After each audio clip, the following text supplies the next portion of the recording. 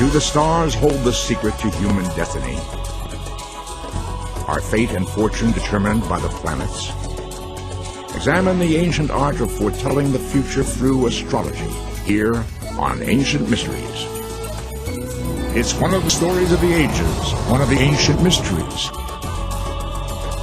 Before we unlock the future, we must find the keys to the past. I'm Leonard Nimoy. Join us as we open the door to Ancient Mysteries, beginning now.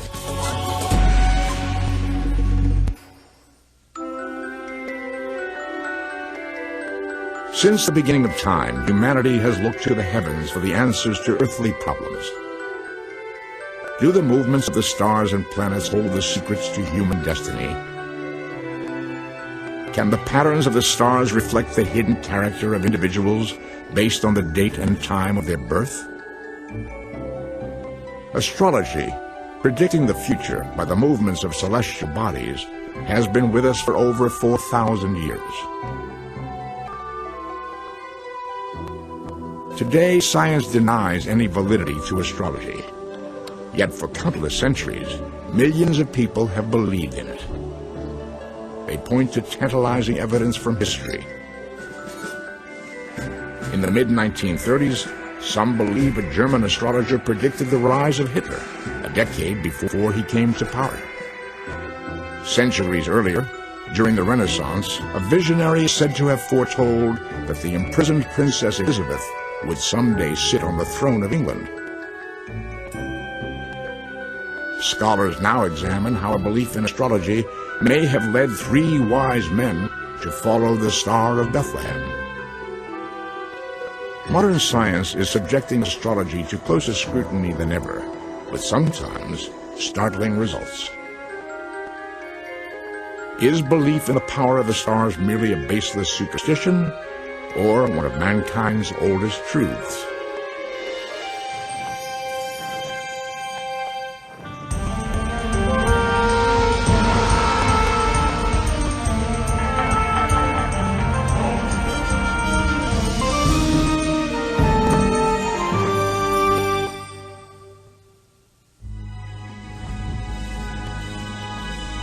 Before the art of astrology was developed, ancient people relied on a basic knowledge of the stars and planets for their very survival. Many sites around the world speak of astrology's earliest beginnings. The origins of astrology might even go back more than 20,000 years into the Paleolithic, because there are carvings on bones and other objects that indicate perhaps early interest in lunar tallies, the motions of the moon.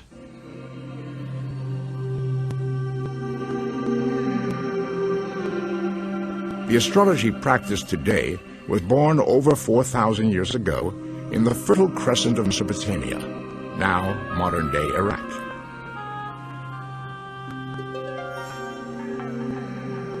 Ancient civilizations in the region created some of the world's first cities and developed early agriculture. They were also among the first to turn sky watching into a codified system of astrology, a method which remains basically unchanged even now.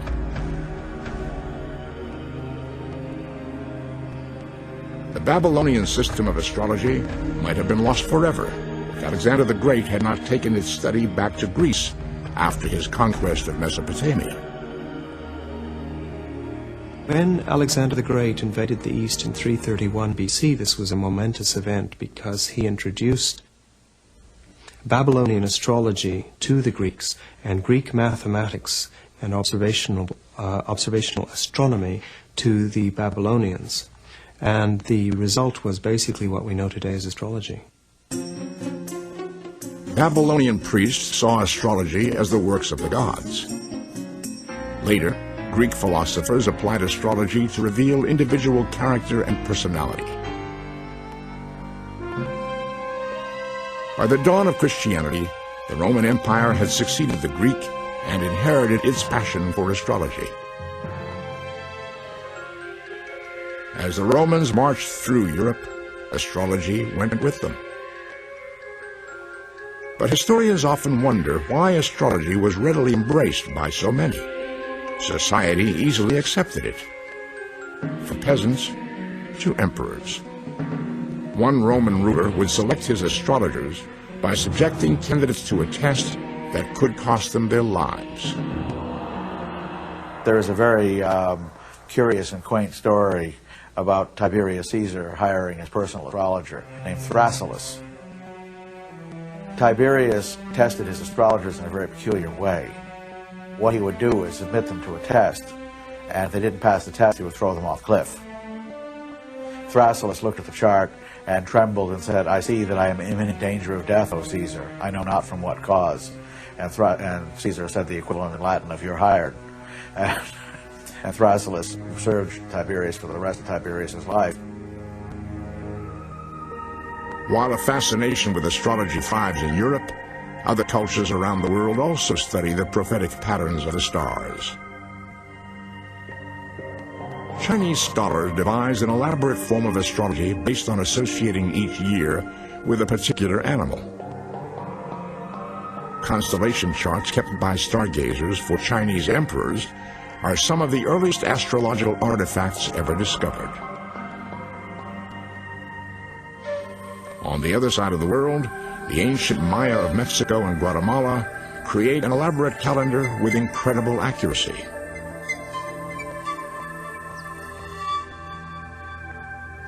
The ancient Maya developed probably the world's most elaborate astronomical and calendrical system. The day that you were born in the Maya 260-day calendar contained your fortune, contained your fate for the rest of your life, and you took part of your name from the day that you were born in this calendar.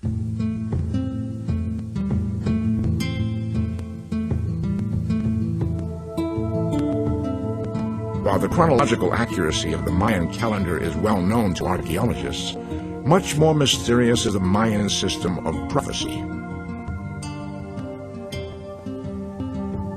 In the early 16th century, it is predicted that bearded, light-skinned visitors will arrive from the east, but the specific time of their expected appearance lies years in the future. The Maya lived to see the prophecy fulfilled.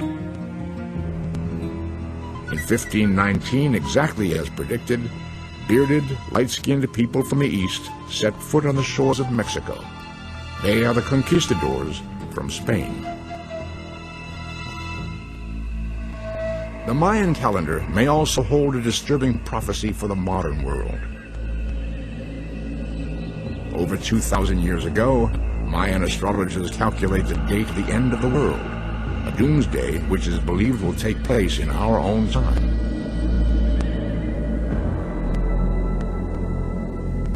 The Maya determined that the universe is destroyed and then recreated in regular cycles, once every 5,000 years.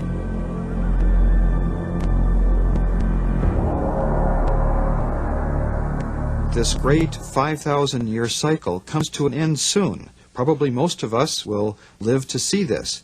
The date should be about December 21st, 2012.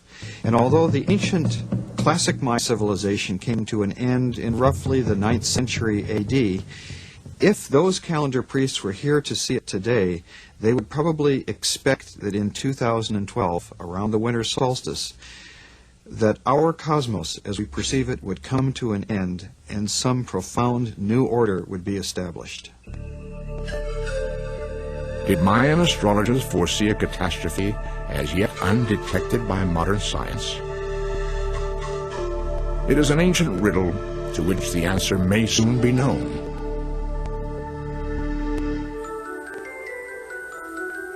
The Romans and Mayans were not the only ancient people to see signs written in the stars. Even sacred texts bear reference to the influence of astrology. Did the heavens foretell the coming of Jesus? What is the Star of Bethlehem that is said to herald his birth?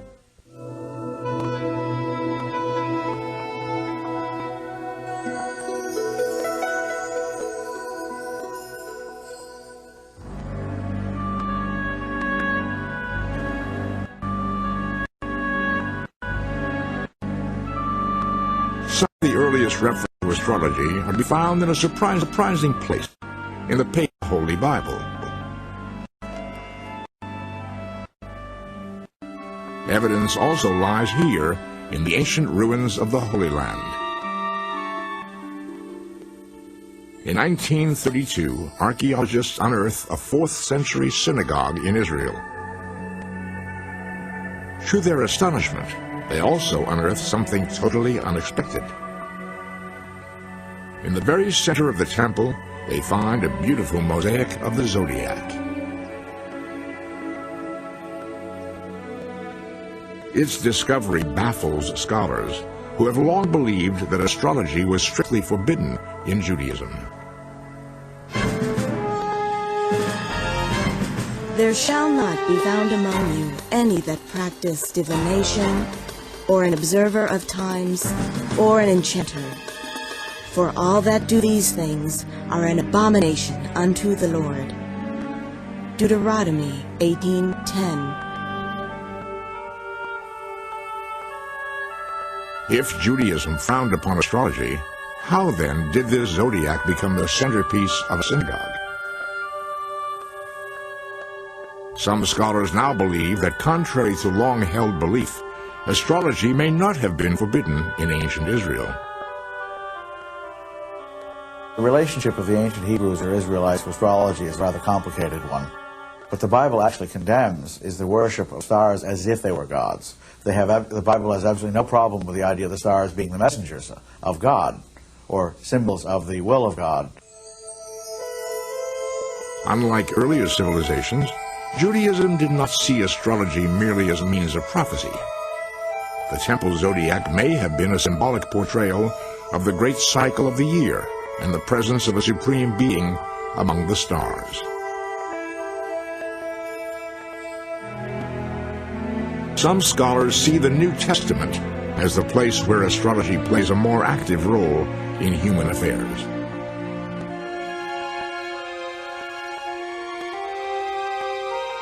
Now when Jesus was born in Bethlehem of Judea in the days of Herod the king, behold, there came wise men from the east to Jerusalem, saying, Where is he that is born King of the Jews? For we have seen his star in the east, and have come to worship him.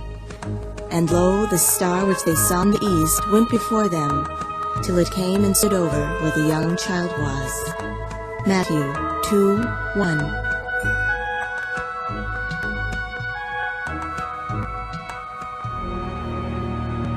The story is one of the best loved of all religious tales. How 3 wise men from the east see a bright new star in the heavens. They follow the star to Bethlehem, where they discover a manger. Inside, they recognize a newborn child as the Messiah and offer him gifts of gold, frankincense, and myrrh, paying homage to the child as their Redeemer. What was the Star of Bethlehem? Could it have been an actual astronomical event? And who were the mysterious wise men or magi who followed the star? The 3 magi of this story were definitely astrologers, and observing the conjunction of Jupiter and Saturn in Pisces, they may have thought like this. Pisces traditionally ruled Judea. Saturn traditionally signified the Jews, and Jupiter definitely signifies kingship. So they may well have deduced that the king of the Jews was being born in Judea. Whether or not the 3 wise men were astrologers, the question remains, what did they see in the sky? Were they witnesses to an extraordinary astronomical event? An exploding star or supernova? 20 centuries later, the question still sparks controversy. There are rationalist historians, and I'm not entirely sure I disagree with them, who question that there was such a phenomenon at all. There are a number of things we can eliminate immediately. It was not a supernova, because there are none recorded by anybody else at the time in question. It was probably not a comet, because that would have been noticed by other people. It was not until the 17th century that the father of modern astronomy, Johannes Kepler, devises a radical theory to answer the riddle of the Star of Bethlehem. In the early 1600s, Kepler observes a rare conjunction of the planets Jupiter and Saturn. They appear to the naked eye as a single, dazzling new star. Kepler calculates that the last time this dramatic conjunction had taken place was the year 7 before the Common Era. Is this the actual date of Jesus' birth? Could this have been the Star of Bethlehem? Some astrologers assert that someone born on the date of the star in 7 BCE is potentially a person capable of making a lasting impact on history. Kepler suggested that the Star of Bethlehem was this conjunction of Saturn and Jupiter in Pisces. It took place in 7 BC, and it seems that he was right about that. And if the fascinating thing is that if you draw up a birth chart or a nativity for somebody born on the 22nd of August, 7 BC, every single planet is in its own sign, the sign that it naturally rules, the Sun, the Moon, Mercury, and so on, which would be an extraordinary birth chart to have.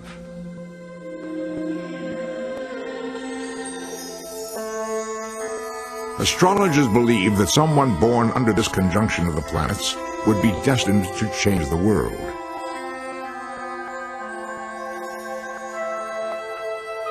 Though astrology was frowned upon by Christianity, over the centuries, belief in the power of the stars steadily grew. By the Middle Ages, astrology was part of the curriculum taught at European universities. Rulers often based decisions of state on astrologers' advice.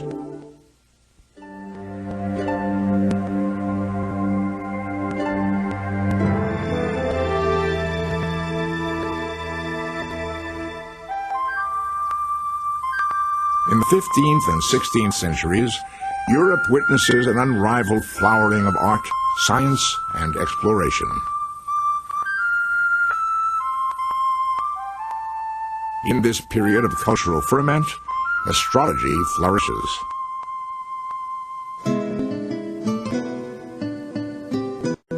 During the Renaissance, there is perhaps no more intriguing figure than Dr. John Dee. Astrology enables him to foretell the destiny of a queen.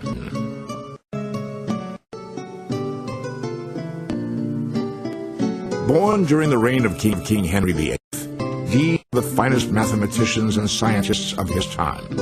His study of optics lays the groundwork for Galileo's first telescope.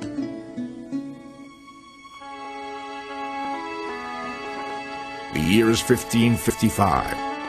Though Dee is widely known as an astrologer, he is nevertheless surprised when he receives a summons to draw up a horoscope for his usual client. None other than a member of the royal family, Princess Elizabeth. England is in the throes of a succession struggle, and the youngest daughter of Henry VIII has been placed under house arrest. Queen Mary feels threatened by the young prince, and it is rumored that Elizabeth is scheduled for execution. Fearing for her life, the desperate Elizabeth summons Dee to her future.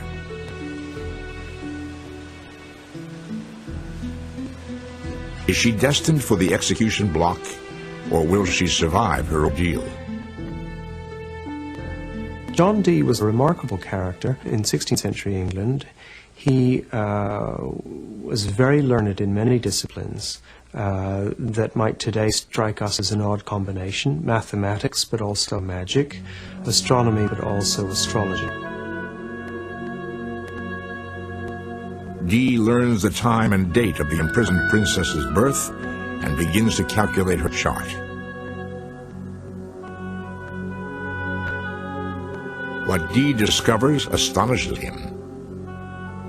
To Elizabeth's amazement, Dee reports that instead of execution, she faces a very different fate.